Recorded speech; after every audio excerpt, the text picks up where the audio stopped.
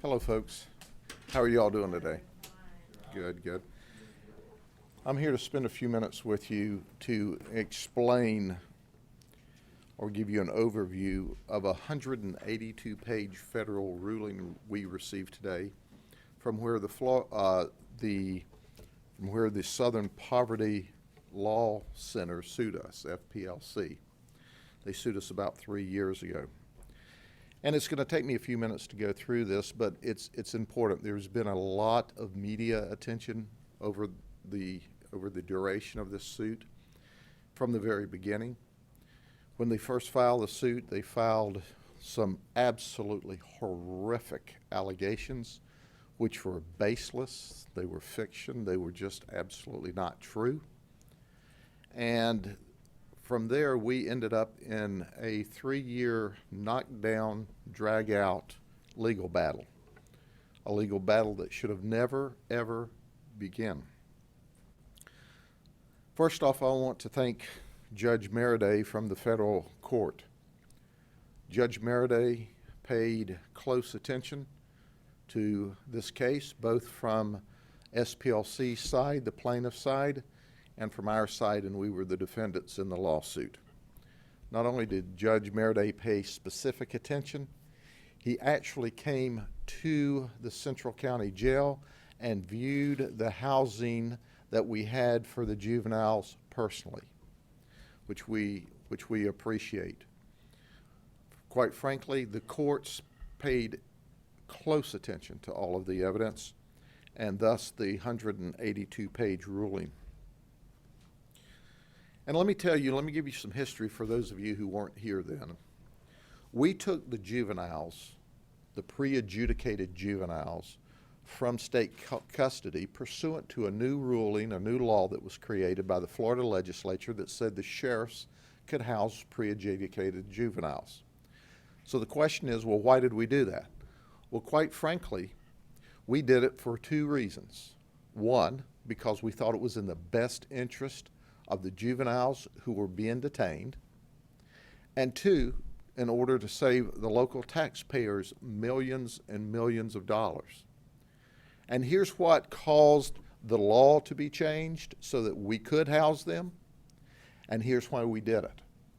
We were being charged $296 a day a child. The county was being billed that from Department of Juvenile Justice for every day a pre-adjudicated juvenile delinquent was in their custody. $296 a day a bed. We knew then that that was ridiculous. That was ridiculously expensive. And we didn't believe it was fair. And in fact, there has since been other court rulings, administrative court rulings, that said that DJJ in fact overcharged us and overcharged other agencies. It is my understanding currently that they're charging $326 a day a bed back to different counties for the pre-adjudicated juveniles that are in their custody. So our initial focus was we can take better care of the juvenile delinquents, and we can give them a safer environment, and we'll save the local taxpayers millions and millions of dollars. The money that we've saved in the last 3 years, and we're projecting that through the end of September based upon and the history we have, we will save the local taxpayers between $4.8 and $5.7 million. That's how much we would have to be paying to the state.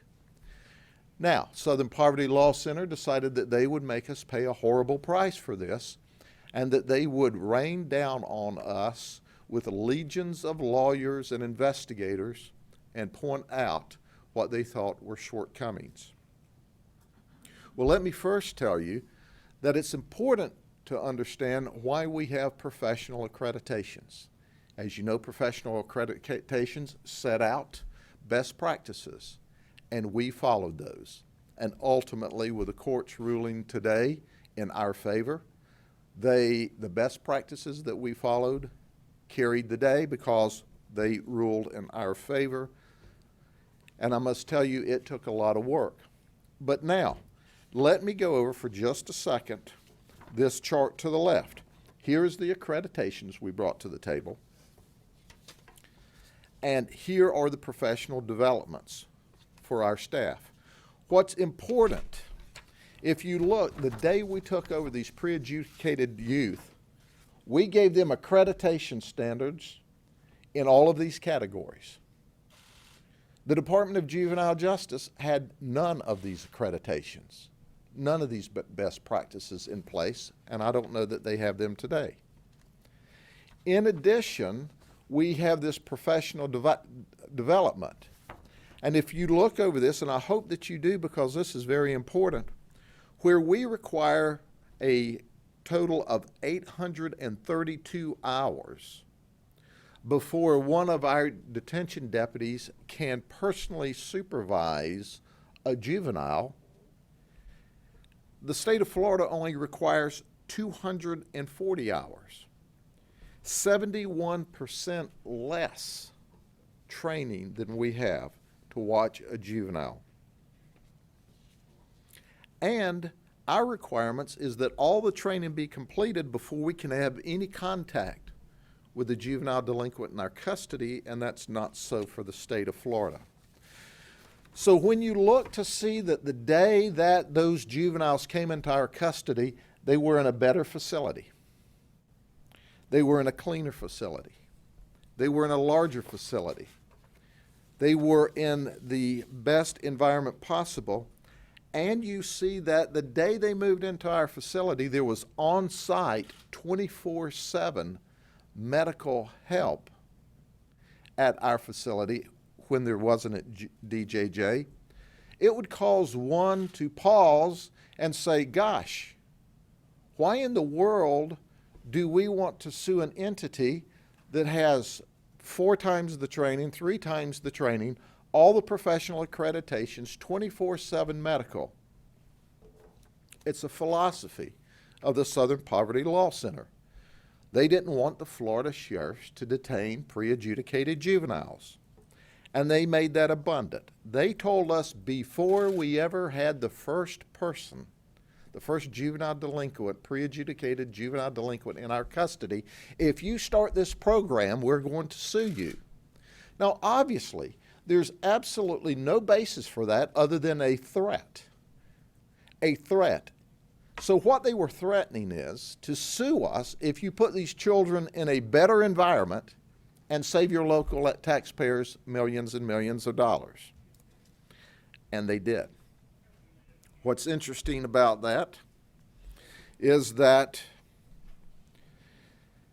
when this all started, SPLC filed this notice to sue and lawsuit before they ever looked at our facility, before they ever met with the first person in our facility, before they ever looked at our program, despite the fact us willing to talk with them and communicate with them, they filed a big, ugly, nasty lawsuit full of fiction and totally wasted the wonderful people who donate to SPLC, totally wasted their money.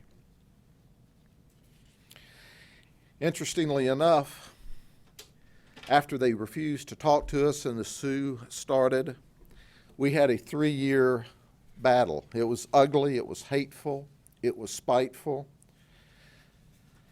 When SPLC knew the facts were to the contrary, when the evidence and the discovery showed them evidence to the contrary of their allegations, they just dug deeper and dug deeper and dug deeper. Ultimately, at some point in the negotiations off the legal record, SPLC said they misjudged us. They thought when they came in with all of this power, we would just fold up and do what they asked. I can tell you, we can't stop people from filing hateful, malicious, fictitious lawsuits. We can only defend ourselves, and that's what we did. Our defense team was led by Major Michael Allen and Major Kim Markham. They are ultimate professionals. They are experts in detention housing. And as a result, they pull together all of our evidence and all of our witnesses.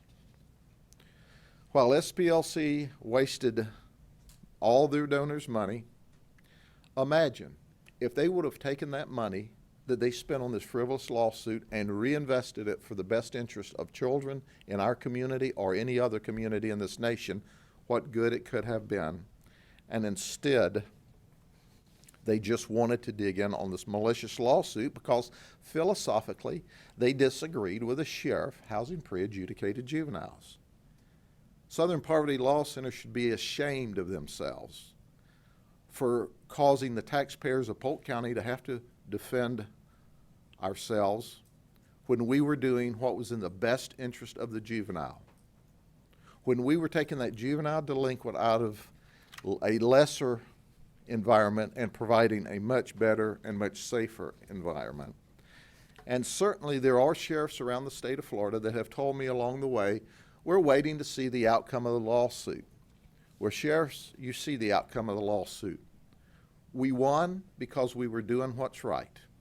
We always do what's right. And you know what, ladies and gentlemen? Doing what's right's not always easy. Doing what's right's not always popular with everyone. But if you do what's right, right comes out every time. I have then and I have now huge faith in our justice system. I can tell you that the courts listened to all the evidence and as a result made the ruling that we knew before any of this began. And I would encourage other sheriffs around the state of Florida, do your local taxpayer a favor. Save them a lot of money, and at the same time, you can create a lot better environment for the juvenile delinquents that have to be held pre-adjudication. But let me read this to you. Let me read some of the quotes from this 182 pages. Now, this is just a few, because for you to get the full flavor of the power of this ruling, I could stand up here and read 182 pages to you. You may find this 3 or 4 pages I'm going to read to you compelling. Certainly you should. And I could take this same verbiage, and if you read the whole thing, you'll see the whole 182 pages are like this. When it says the plaintiffs, they're talking about Southern Poverty Law Center's view of the law is generally wrong, and the defendants, the sheriff's office, view is generally right. That's on page 5.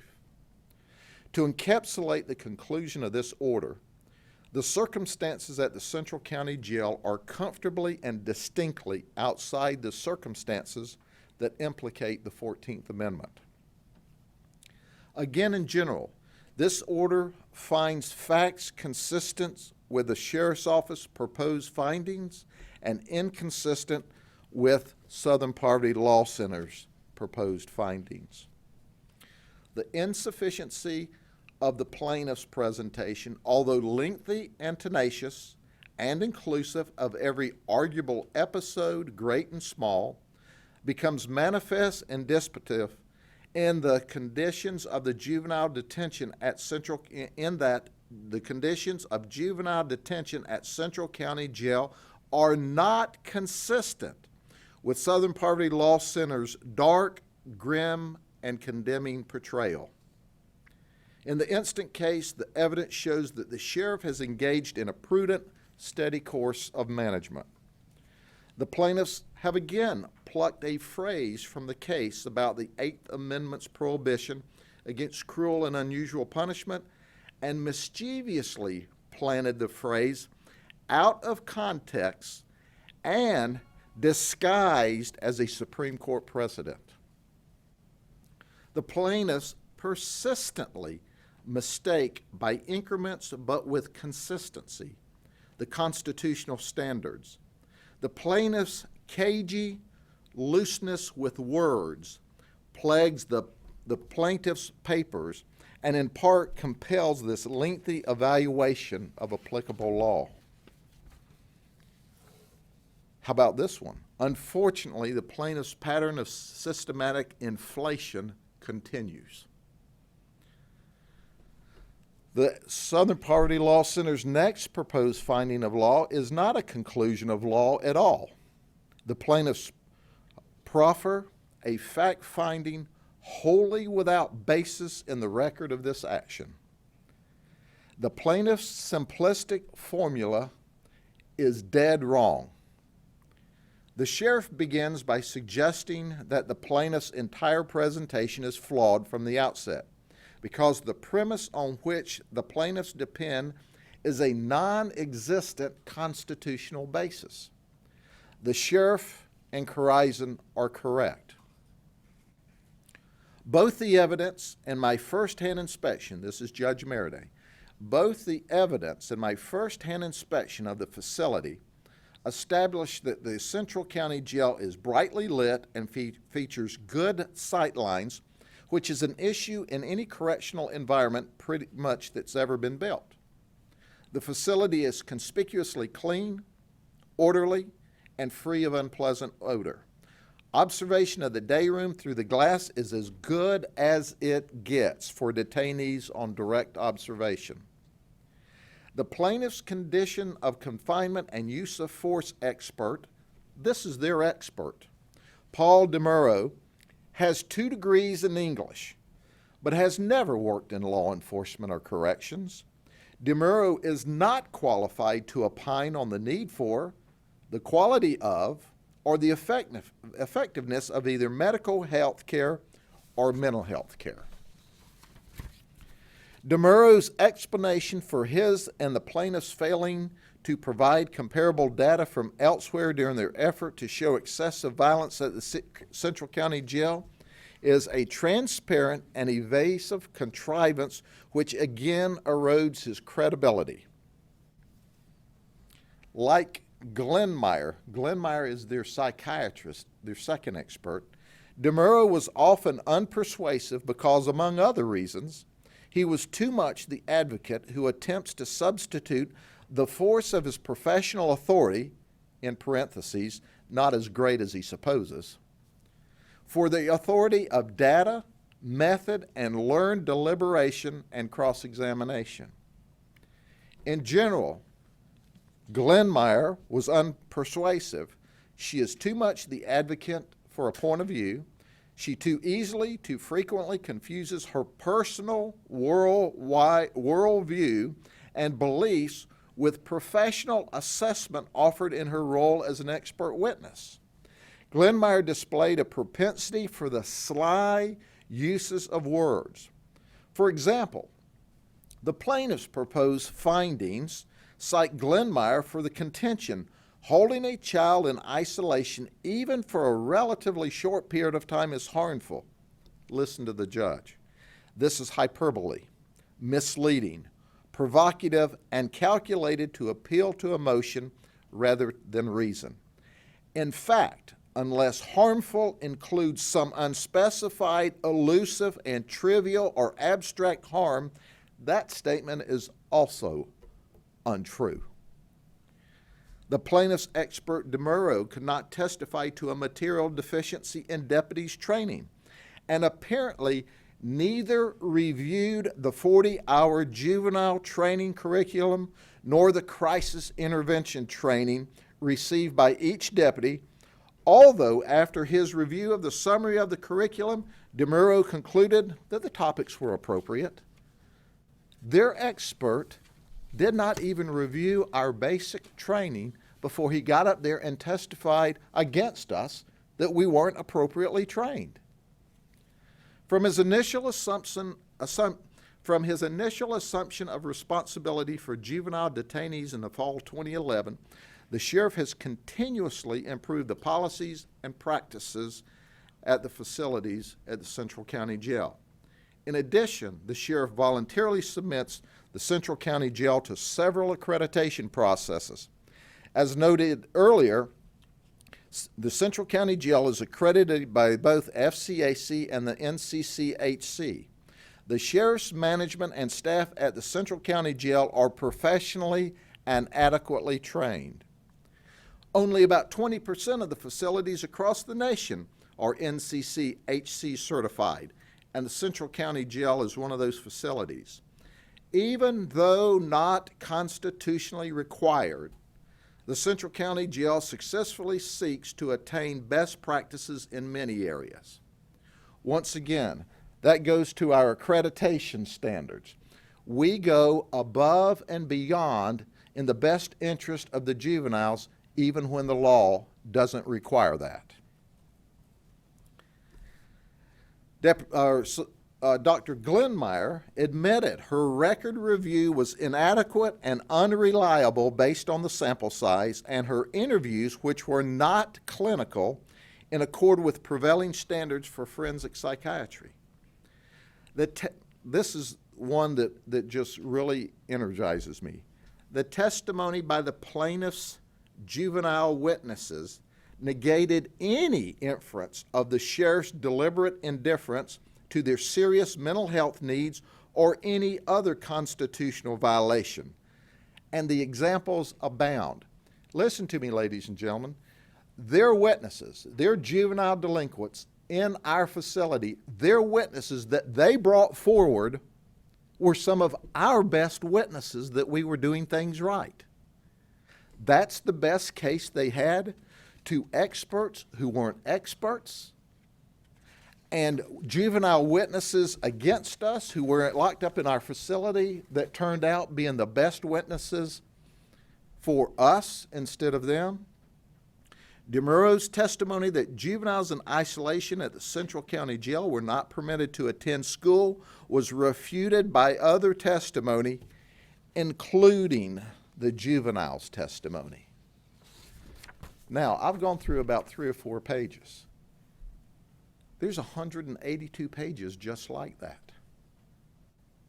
And the question I have is, why was this lawsuit ever brought other than to harass, to try to intimidate, to try to frighten us off from doing what was in the best interest of these juveniles, and to scare us off from doing what's in the best interest of the taxpayers of Polk County?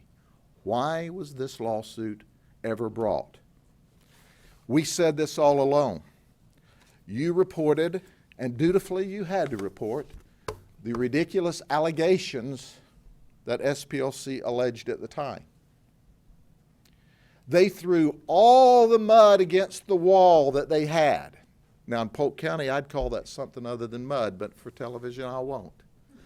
Not one speck stuck, because there wasn't a speck to stick. We're going to continue to house juvenile delinquents that are sent to us by the Department of Juvenile Justice, pre-adjudicated. We're going to house them safely. We're going to look out for their best interest, and we're going to save the taxpayers dollars while we are protecting these juveniles. I could go on for about 180 more pages, but I think I've made my point. I'm not gleeful. I'm disgusted that they ever filed a lawsuit, but right prevailed, as we knew it would. Any questions? That one, sir. Their spokesperson sent out a statement, and one line says, "We're gratified that since we began this litigation, Polk County has stopped using prolonged isolation that has dismantled the cages in which children were held while in suicide watch." Has this battle caused you to make any changes? Do you know, if you read through the lawsuit, the judge clearly says that Southern Poverty Law Center will claim victory in defeat. That's my words. Will claim victory in defeat by, if we hadn't have brought this lawsuit, those changes wouldn't have happened. I submit to you that's more fiction on the part of Southern Poverty Law Center. They sued us from the very beginning. When Henry Ford created the first car, he didn't stop that day. He built a better car and improved it. All of these improvements were forthcoming, and I suggest to you, if we'd not been preoccupied with their frivolous lawsuit, some of those changes would have occurred quicker than they actually occurred. And we continue to have process improvement in our jail facility and in the way we deliver services every day. Once again, I expected that. But you know what? So did the judge. So we can pull the cite out of the 182 pages that says, well, they're going to claim victory for this. But the court said they had just started housing pre-adjudicated juveniles. It was a new program. There were going to be these improvements with or without them, and the judge was correct. And once again, they're trying to find a position stating some kind of victory in their agony of defeat. And I don't gloat over this. But I do suggest this. I think I did a minute ago. If Southern Poverty Law Center would have sat down with us in the beginning and said, hey, we're contemplating a lawsuit if you're not looking out for the best interest of the juveniles in your detention facility, we would have sat down with them, shared our program with them, shared our thoughts with them, showed them our facility, and gathered their recommendations. We're never opposed to honest, ethical, moral critique.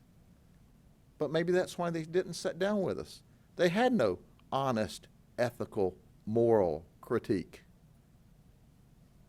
I don't know. They wouldn't talk to us. They just ran out and sued us.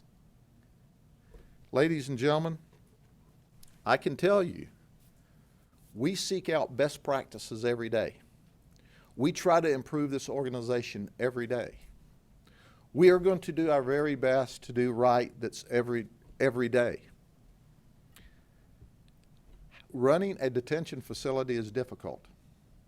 Running a detention facilities for juveniles is more difficult. We're up to the challenge. And we have proven over the last 3 years and in front of the federal courts that we're looking out for the best interest and complying with the law. But complying with the law is not enough. We do even better than that, and we'll continue to do that because that's what my folks do. It's tough. These aren't model citizens we have in the jail. These are mean rascals charged with very violent acts or a history of a lot of felonies that we keep.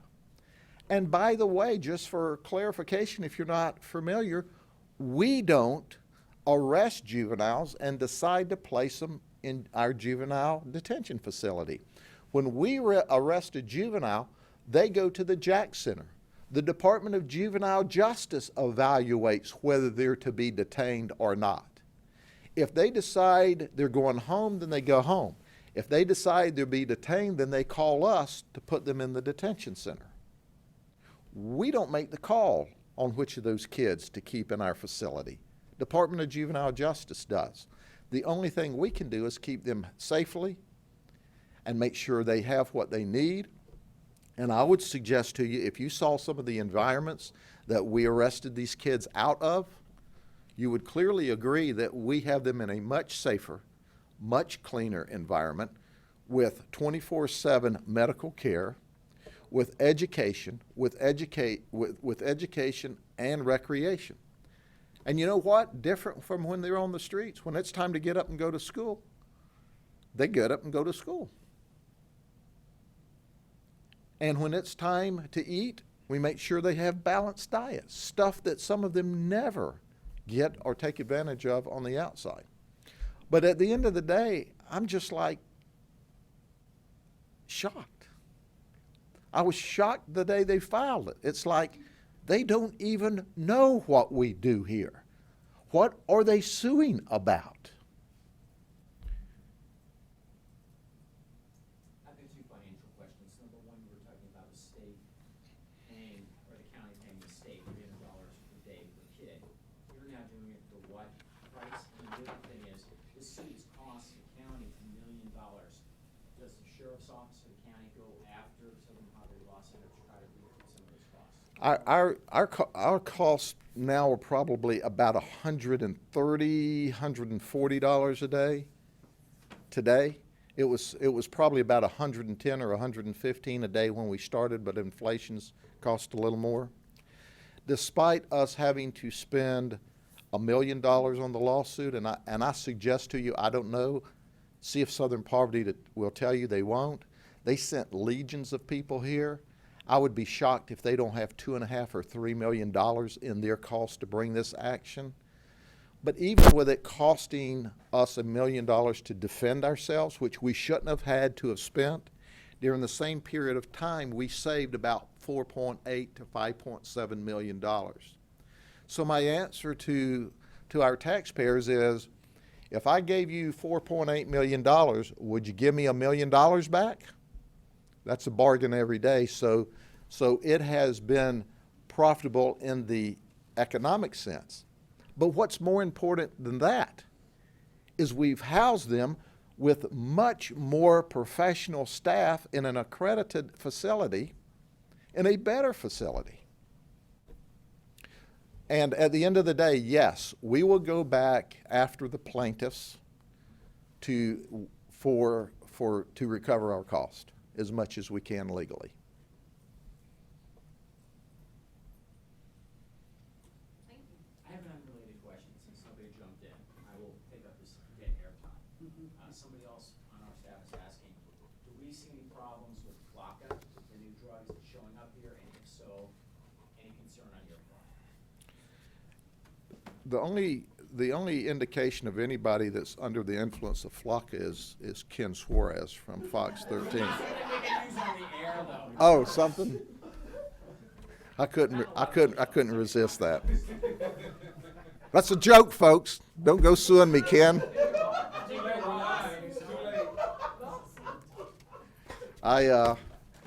No, we have not seen an overabundance. We have not seen a trend of flocka being used at this point in time. Have you seen it show up? I've heard of it. We've seen remnants of it, but I haven't seen it. Let me say this way. I can follow up to get you more definitive information, but it has not been enough of a trend that it's bubbled up to me. Okay? But you know of it. Let me just ask you one more thing, one more soundbite, and that is, how concerned are you that it will come here and possibly become prevalent? I'm concerned about all of these chemical drugs because they're very dangerous. The kids don't know what is in it or how it's going to react, the molecular structure and how it's going to attach or create problems for them. We've already seen Special K, Spice, and all of that trendy stuff not only send legions of kids to the hospital but kill some of them or cause some of their conduct to be so egregious that they kill themselves. So we're ever vigilant about watching for new strands of drugs and chemical drugs, and certainly we will attack that and try to drive it to the source. There will be more. This is a trend that we've seen lately. Well, when they make this against the law with this chemical compound, we'll just change the chemical compound. But I've heard of flocka, but we're not seeing an overabundance to my knowledge at this point. All right. Thank you. May God bless you. Have a good day. Appreciate y'all coming.